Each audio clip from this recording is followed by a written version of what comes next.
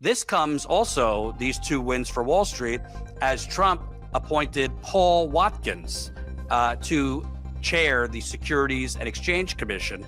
Paul Watkins is essentially another wolf of Wall Street. He was a noted skeptic of the sweeping reform measures enacted in the wake of the 2008 financial crisis, known as the Dodd-Frank Act. Hey, it's Jordan. I am in Flint, Michigan, East Palestine, Ohio, Tumwa, Iowa. Please support the only independent outlet on the ground covering what the corporate media covers up. Hey, it's Jordan with Status Coup. Happy New Year.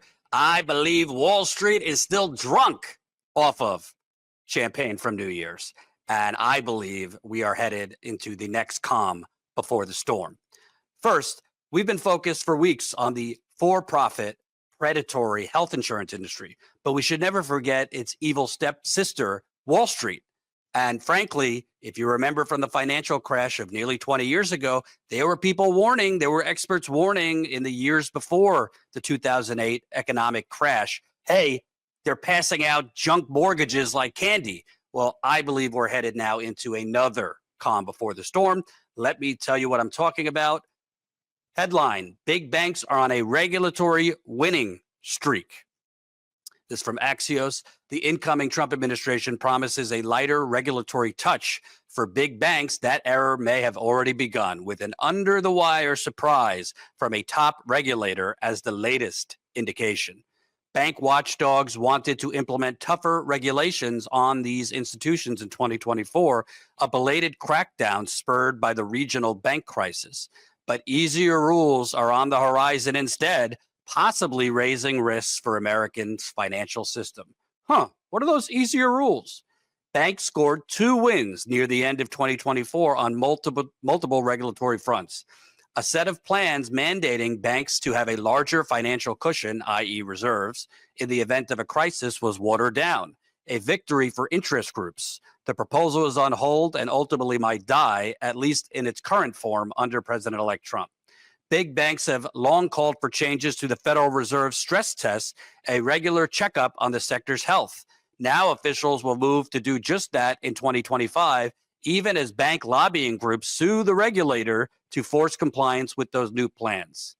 2 days before Christmas, the Fed said it will soon propose significant changes to the stress testing process that help determine the extent to which banks can boost dividends or buy back stock. In English, folks, there was a push for tighter regulation for big Wall Street banks and medium-sized banks to have actual stress tests. So if there was another crisis like 2008, 2009, they would actually have to have enough reserves in the bank so that there was not massive government bailouts to bail out these banks, even while you are being tossed out of your homes and foreclosed on. Well, seems like that was all watered down, and the Fed is also jumping in to water all of that down. Let me read further. The proposal, quote, intends to give the Wall Street banks the keys to the stress tests, almost certainly making them largely predictable, highly gameable, and very favorable. Shocking, Dennis Curler, chief executive of Better Markets, said. The Fed says these changes, which also includes the possibility of averaging stress test results over 2 years, are a result of the, quote, evolving legal landscape and, quote, changes in the framework of administrative law. Quote, these proposed changes are not designed to materially affect overall capital requirements. Let me just break it down for you for the dummies. We live in the United Corporations of America. Wall Street has probably been lobbying hundreds of millions of dollars to stop any enhanced stress tests, actual regulations with teeth. So we're going to water down those stress tests so Wall Street can continue to create its innovative financial products. That's what they called the credit default swaps and the junk mortgages they were passing out and defrauding you Americans en route to foreclosing on your homes. We're just going to water all that down. And therefore, the next pyramid of innovative products we have, whether it's in housing or they are packaging these student loans the same way they package junk housing mortgages. They're doing that. We'll create more innovative products. And once it tanks and once the bubble bursts, you're out of luck because there are no actual stress tests and there are no regulations with teeth because we live in the United Corporations of America. The announcement came one day before the Chamber of Commerce and bank lobbying groups said they were suing the Fed over the stress test shock. Quote, adopted in secret, it provides vacillating and unexplained requirements and restrictions on bank capital, according to the lawsuit filing, which calls out the successful role public comments played in an effort to soften a previous regulatory proposal. In a statement, the groups called the Fed announcement an important first step, but said that the lawsuit filing, quote, preserves legal options going forward. Stress tests are meant to assess if banks had the wherewithal to keep lending during extreme hypothetical economic backdrops.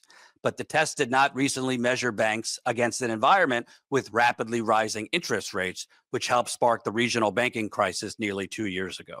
So bottom line, this can kind of get in the weeds, but essentially what you have here, and I'm sorry, MAGA, if you're watching, you're about to be triggered. Don't go unsubscribing now because I'm not going to just feed you what you want to hear from your faithful leader, Trump.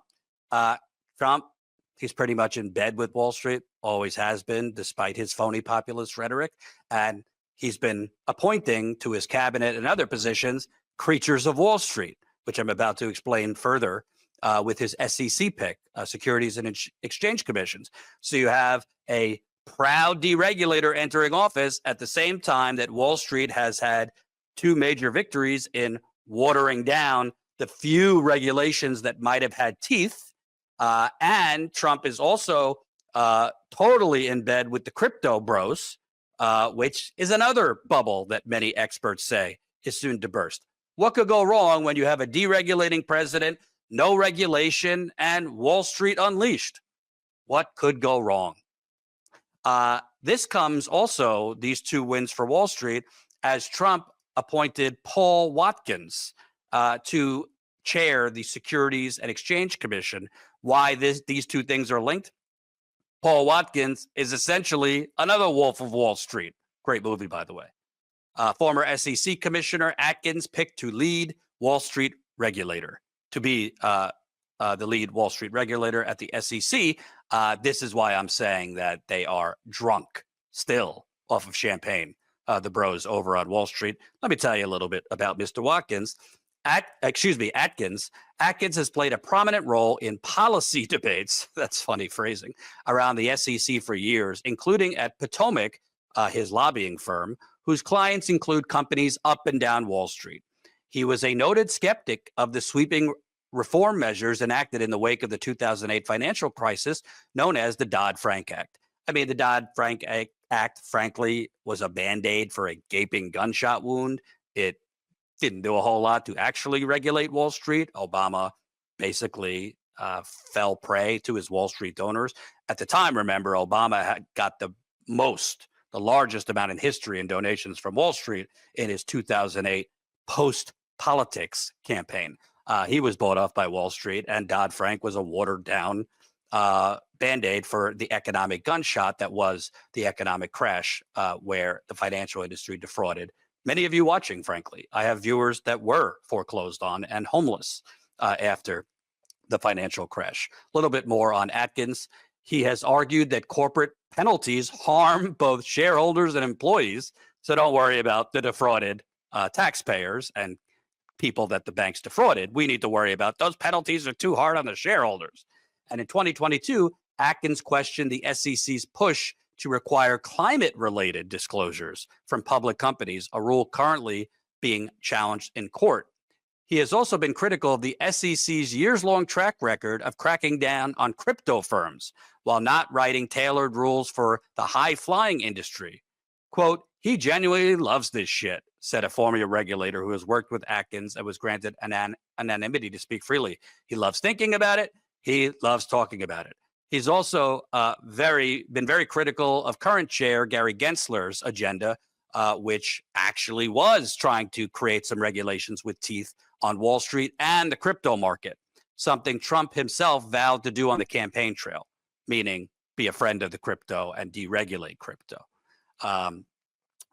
Again, Wall Street traders, financiers, and the crypto crowd spent the weeks following Election Day dreaming of a friendly Securities and Exchange Commission chair after a particularly fraught 4 years. Enter Paul Atkins. They are actively drunk 48 hours after the ball dropped because they have the perfect Wolf of Wall Street to take the shackles off, even though there were no shackles to begin with on Wall Street, and let them run roughshod over you, the American people. Atkins' likely elevation to SEC chair is alarming some progressives, such as Senator Elizabeth Warren, Wall Street watchdogs, including Dennis Kelleher of Better Markets, are warning that an Atkins-led SEC will stop all pending rulemaking, soften its enforcement approach, and adjust its priorities, and not just around crypto. Quote, "You'll see it across the board," Kelleher said prior to Atkins' selection. Let me tell you specifically what Elizabeth Warren said. At least one Democrat on Capitol Hill has some reservations. In a statement late Wednesday, Warren, who is set to take over as the top Democrat on the banking committee next year, said she is, quote, "concerned about putting at the helm of the SEC a Wall Street lobbyist whose main contribution during the last financial crisis was to protest fines against the giant corporations that defrauded investors." And by the way, just one example of his lobbying for Wall Street, Latham and Watkins, his firm, they were just consulting with Goldman Sachs as of, 7 or 8 months ago. Yeah, perfect guy to be regulating Wall Street. And you might be saying, Jordan, why does this matter now? Blah, blah, blah. Well, in 2005, so 20 years ago, in 2006, in 2007, the mainstream media was not reporting at all on the junk mortgages that were being handed out, the fact that you basically needed no credit score, the fact that, half of these brokers and banks were handing them out to people. You didn't even need to show forms of identification, proof that you were an American citizen, anything. It was all fraudulent, and there was no attention on it. Well, part of that is because there was really there was Wall Street regulations, but the regulators had no teeth. And a lot of them, frankly, were a part of the revolving door that came from Wall Street. So a lot of the regulators were former Wall Street people. Well, who the hell knows what Wall Street is doing now? I don't know what new innovative products they have, i.e. the credit default swaps on the junk mortgages and the house of cards they stacked up nearly 20 years ago. Do you? If you're a financial person watching, or if you work at Wall Street or used to, feel free to tell us. There's virtually no reporting on it. The only financial news coverage is CNBC, Fox Business, and the rest of them who are in bed with Wall Street and just basically fluff their pillows to keep access. So this is why it's so dangerous when you have deregulation, deregulating presidents who litter themselves with creatures of Wall Street, i.e. Trump, draining the swamp. He's not draining the swamp. He's filling it. He's expanding it. And then you put in SEC chairs who are basically Wall Street lobbyists. Again, we've been covering the predatory for-profit health insurance industry. This is just as predatory. And I believe this is the calm before the storm. We will have more on this. I'm actually going to try and get interviews with experts on this because it is important to cover this before the bomb detonates on you, the American people, before we're all defrauded. I don't care if you're a Trump supporter. I don't care if you're a Trump hater. This is not about blue team versus red team. This is about common sense. This is the calm before the corrupt storm. Mark my words.